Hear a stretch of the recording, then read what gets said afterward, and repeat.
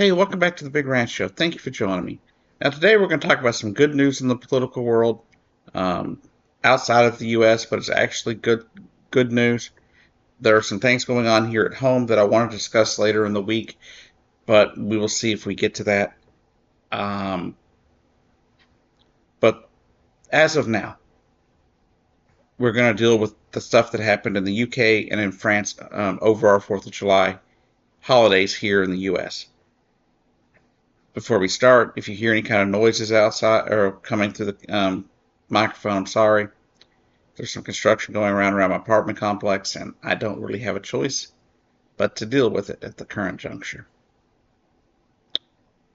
Now, first, we'll talk about the UK. The UK was set, there was elections in the UK, and people really thought that, were thinking that the Labour Party, the center-left party, one of the center-left parties in the UK, were going to take control, right? That's what people thought because there was a lot of outrage against the Conservative party and the Prime Minister.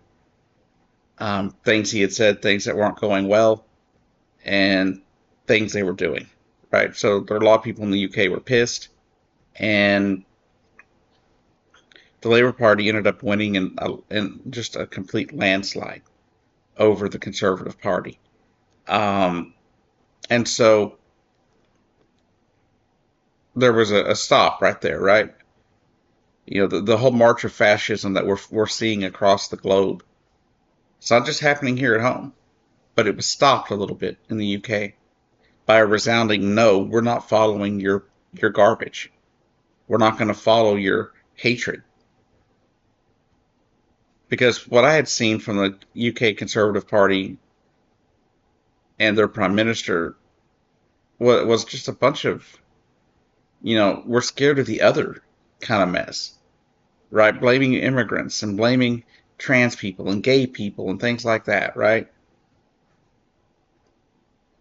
Because they're trying to scare people to be scared of certain groups of people for political points.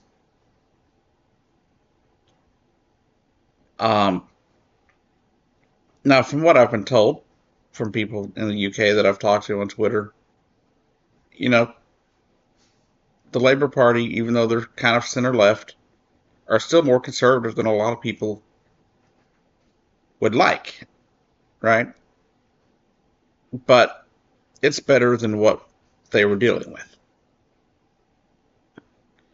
And so I think that's an actual good thing that somewhere the march to fascism was the voters said no, screw that, we're not doing that. And so when I saw that, I was absolutely ecstatic. I was like, wow, that's great.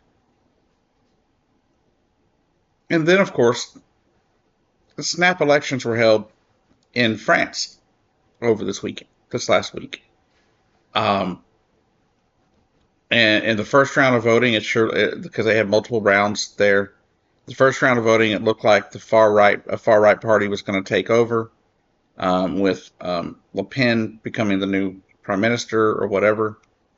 And the second round came through, and with a resounding no, the far left and the center left came together with some green parties and other small parties as a coalition to beat the far right and Le Pen, which is there again great because once again voters in a major nation, right, in a huge nation, said no to fascism once again. And I think that's absolutely awesome. Because there are a lot of things that they had been doing, even the more centrist president had done, like increasing their version of the age of retirement, basically, for their version of Social Security, by 2 years, and there were riots in the streets. Anyhow, y'all have a great day.